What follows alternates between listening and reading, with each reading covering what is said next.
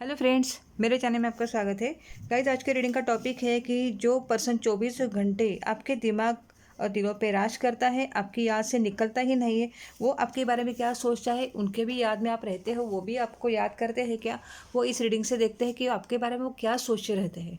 ठीक है गाइज, ये कलेक्टिव रीडिंग है, सभी ज़ोडिएक साइन के लिए है। मेष से लेकर मीन तक, एरी से लेकर पाइसेस तक है। लेडीज, जेंट्स, मैरिड, अनमैरिड से कोई भी देख सकता है। ये टाइमलेस है, यानी जब भी आप इस रीडिंग तक पहुंचेगी, रीडिंग आपके साथ तभी मैच करेगी।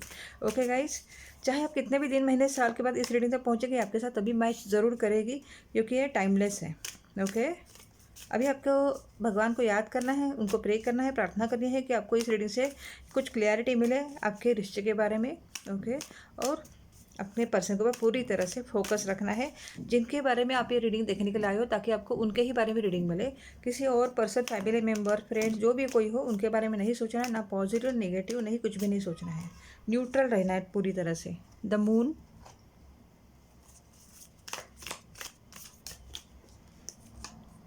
Two of pentacles, the hermit,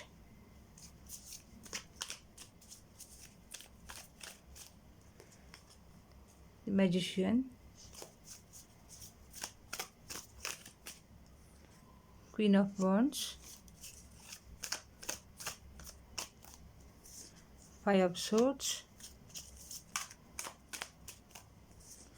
page of wands. मैं बाद में ठीक कर लूँगी कार्ड्स, आपको फिर दिखेंगे। Seven of wands, king of cups. Bottom of the deck से हैं six of swords, the tower, high priestess. एक मिनट गाइस। ओके, ये जो कार्ड से ऐसे दिखता है कि उनको लगता था और अभी भी लगता है कि आप उनसे कुछ छुपा रहे थे भी और अभी भी छुपाते हो, क्योंकि उनको हमेशा लगता है आप कुछ बदल गए हो, आप कुछ बदल गए हो। यही उनकी सोच है और जो उनको हजम नहीं होता है। अगर वो आपसे झगड़ा भी करने जाए तो आप सीधे वहाँ से चले जाते हो, वो भी एकदम शांति से, आपको कुछ, जैसे आपको कुछ फ़र्क ही नहीं पड़ता है। ऐसा उनको हमेशा लगता था भी और अभी भी उनको वैसा ही लगता है। उनका नेचर थोड़ा यहाँ पे दिख रहा है। मुझे तो लगता है कि उनका नेचर ऐसा है कि कुछ वो भी एक अंदर एक बोलते सीक्रेट रखते हैं, कुछ उनका ऐसा स्वभाव है, नेचर ऐसा है कि खुल के बात करने वाले पर्सन नहीं है। आपके अंदर कुछ छुपाते हैं, बाहर कुछ दिखाते हैं, या तो फिर खुल के बात करते हैं, आपके सामने दिखाते हैं कुछ भी नहीं मेरे मन में, लेकिन उनके में मन में कुछ ना कुछ तो रहता ही है। छुपाने की आदत उनको खुद को है, जो उनको, जैसे हम रहते हैं वैसे हम लोग को दुनिया दिखती है, वैसे उनको भी लगता है कि आप बदल गए हो, आप कुछ छुपा रहे हो। यही उनकी आदत पहले भी थी और अभी भी वैसा ही दिख रहा है मुझे तो।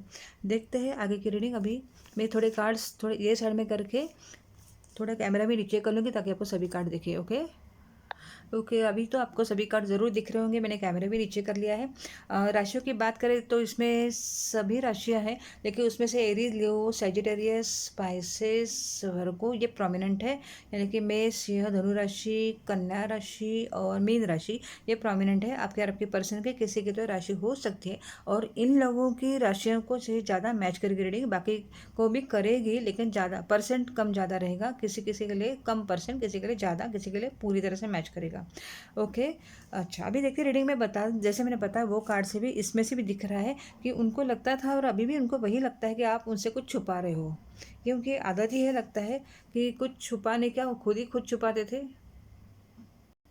जैसे खुद रहते इंसान है, उन इंसान को लगता है दुनिया भी वैसे खुद चोर, तब उनको लगता है पूरी दुनिया चोर ही है।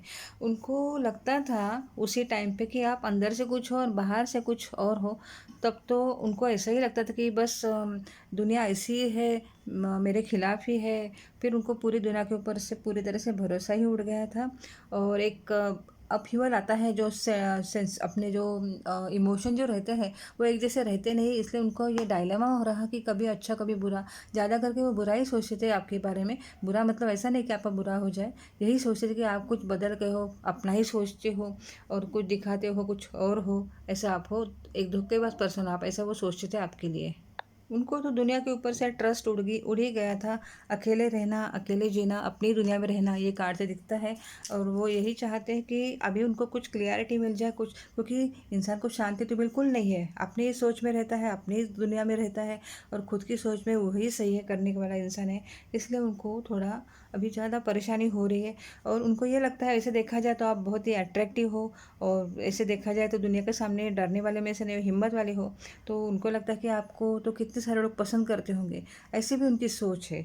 तो उनको लगता है कि आपको अट्रैक्ट करने के लिए किसी ने आपके ऊपर कुछ जादू तो नहीं कर दिया, इस हद तक वो सोचते रहते थे। ऐसे देखा जाए तो आप ऐसे पर्सन हो कि एकदम फ्री माइंड हो, जिसकी वजह से आपके सबके साथ बात करने की आदत जो है, और इसलिए उनको लगता था आपके पर्सन को कि आपको ही ज़्यादा सब लोग पसंद करते हैं, क्योंकि आप अच्छे दिखते हो, अट्रैक्टिव हो, हिम्मत वाले हो, ब्यूटीफुल हो, हैंडसम हो, कॉन्फिडेंट भी हो, जिससे सब लोग आपको बहुत चाहते हैं। लेकिन दूसरी तरफ उनको ये भी लगता था कि ज़रूर ये जादू है, क्योंकि मैं भी तो अट्रैक्टिव हूँ, मुझ में भी कुछ कमियां नहीं है, फिर मुझे क्यों नहीं पसंद करते हैं। लेकिन उनको थोड़ा सा अंदर से खुद को ही पता था कि उनमें ही कॉन्फिडेंस की कमी है, उनमें आत्मविश्वास नहीं है, इसलिए वो सब हो रहा था।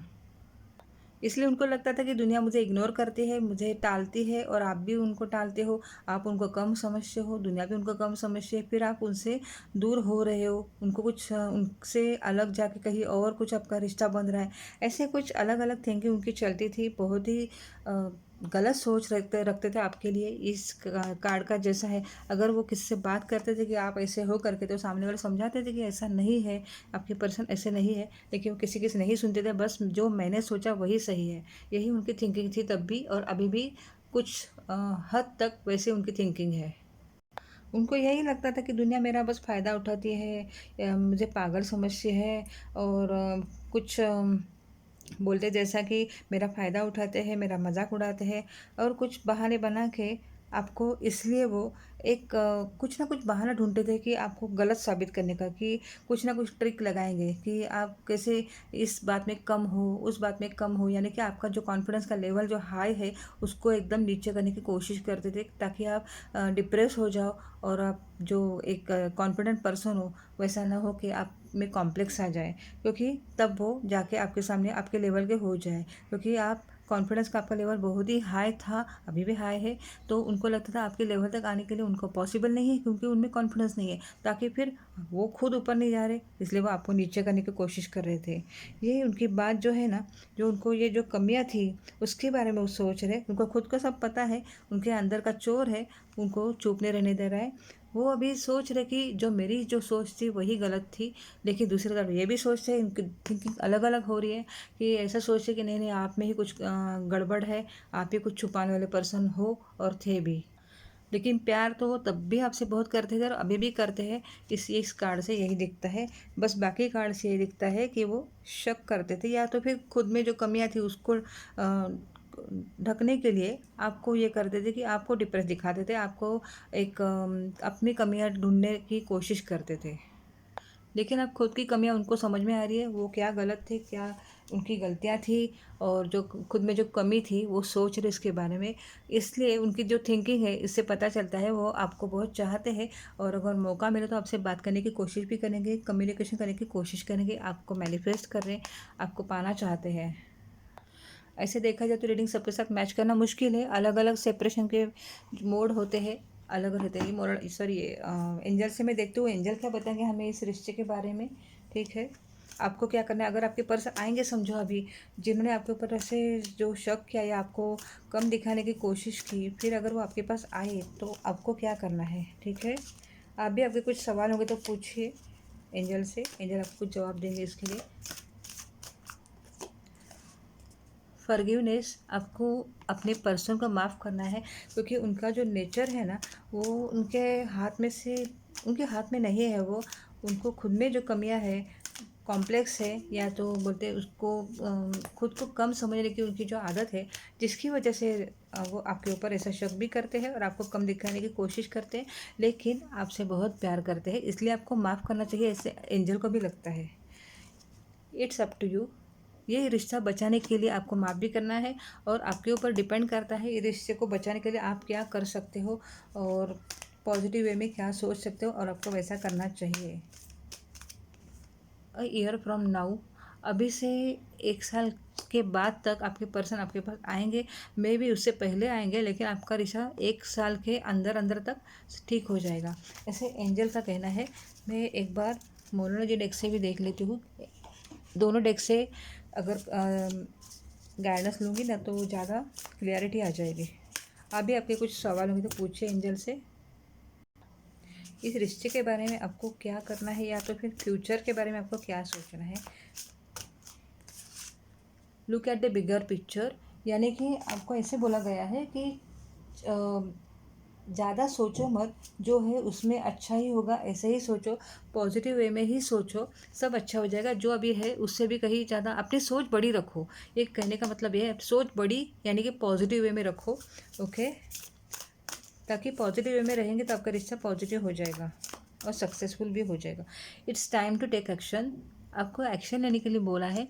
एक्शन आपको इस इन द सेंस ऐसा है कि, एक मिनट गाइज, आपके ज़िंदगी में, आपके लाइफ में एक नई अच्छी शुरुआत होने जा रही है, ऐसे कार्ड का मतलब है। और आपको कुछ निगेटिव नहीं सोचना है, जो आप चाहते हो उसी के बारे में आपको सोचना है, और हो सके तो उसके लिए एक्शन लेना है।